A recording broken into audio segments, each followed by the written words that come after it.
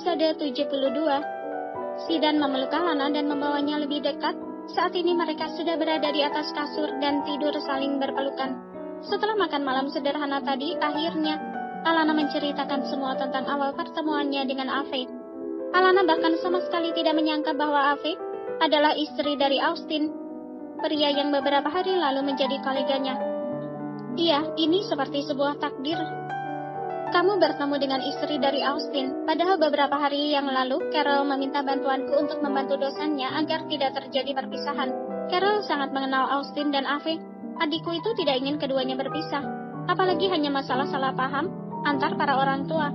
Tapi setelah mengetahui kabar yang baru saja kamu ceritakan, mungkin memang keputusan yang kamu ambil sangat tepat, sayang, ucap Zidan menatap Alana. Posisi mereka berdua saling menghadap, lengan kanan Zidan dibuat bantal oleh Alana, sedangkan lengan kirinya memeluk pinggang sang calon istri. Aku hanya berharap ada solusi yang terbaik untuk masalah mereka, ucap Alana. Baiklah, sepertinya cukup sudah kita mengurusi orang lain. Pernikahan kita tinggal 2 hari lagi. Semuanya sudah siap 100%. Kita juga harus mempersiapkan mental dan tubuh, dan sepertinya udara sedingin ini enaknya berpanas-panasan. Seperti olahraga ranjang mungkin, ucap Zidan tersenyum menyeringai.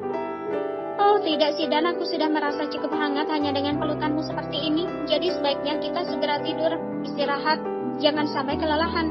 Aku tahu bagaimana gayamu kalau sedang horny, pasti akan membuatku encok. Alana berbalik memunggungi badan Zidan dan semakin mengeratkan selimut yang dia pakai berdua. Terus saja Alana tidak mau menuruti hawa nafsu Zidan yang sudah sangat dia hafal. Pria itu bisa berolahraga ranjang semalaman, dan terkadang sampai membuat Alana benar-benar lelah. Tapi tidak dengan Zidan yang masih nampak bugar keesokan harinya. Iya, aku pasti tahan kok. Aku juga tidak akan memaksa kalau kamu nggak mau. Dan benar katamu, sayang. Nanti kalau kamu encok, apalagi ini sudah mendekati acara pernikahan kita, pasti aku akan digantung Mami. Zidan memegang lehernya seakan-akan tangan Mami Felicia sedang mencekiknya. Kamu itu lucu banget. Udah tahu takut sama Mami, tapi masih nekat ke sini. Apalagi kalau Daddy Morgan tahu, bisa-bisa dia mengganti mempelai prianya. Tidak boleh. Awas saja kalau sampai terjadi seperti itu. Aku tidak akan mengampunimu ya. Hanya aku yang boleh nikah sama kamu, gak ada laki-laki lain. Zidan menggelitik perut Alana, membuat wanita itu menjerit geli. Zidan, sudah cukup. Aku lelah, udah. Zidan menghentikan kegiatan ketika melihat Alana yang sampai mengeluarkan air mata karena menahan rasa geli. Sini, sekarang kita tidur. Zidan menarik tubuh Alana, tapi wanita itu menahan dada Zidan dengan kedua tangannya. Nggak mau. Aku nggak akan menggelitik lagi, aku juga capek sayang. Sini dekatan dong. Akhirnya Alana menyerah dan masuk ke dalam pelukan Zidan. Malam itu salju turun kembali dan kedua calon pengantin baru itu pun terlelap di bawah selimut yang sama tanpa melakukan apapun selain berpelukan. Di sisi lain, saat ini Ave masih berada di ruang kerja suaminya. Dia mencari semua file dan membuka folder milik Austin satu persatu. Siapa tahu masih ada folder yang diselipkan di folder lain. Ave harus lebih teliti, jangan sampai ada yang terlewatkan. Mumpung Austin malam ini tidak pulang dan bisa dipastikan bahwa suaminya itu bersenang-senang dengan sekretarisnya. Saling bertukar keringat di atas ranjang dengan berbagai macam gaya dan suara arangan yang menggelora.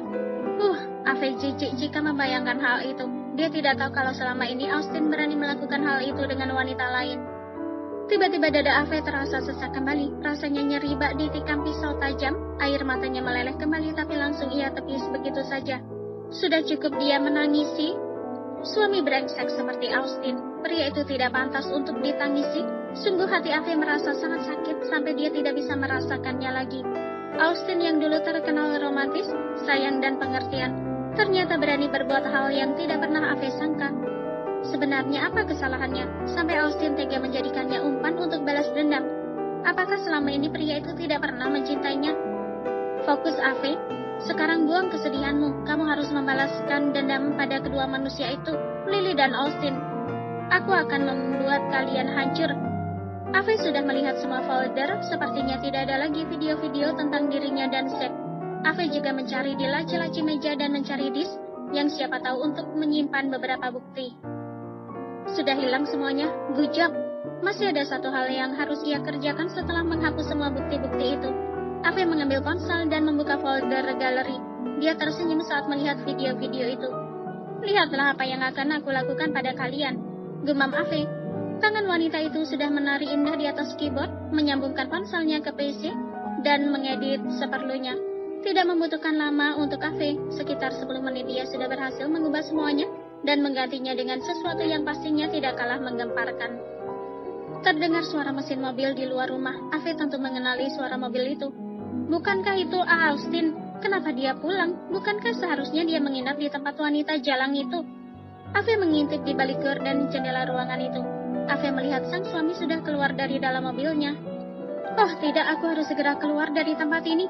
Ave segera mematikan layar komputer Austin, mereplikan tempat tersebut, mengambil senter dan segera keluar dari tempat itu.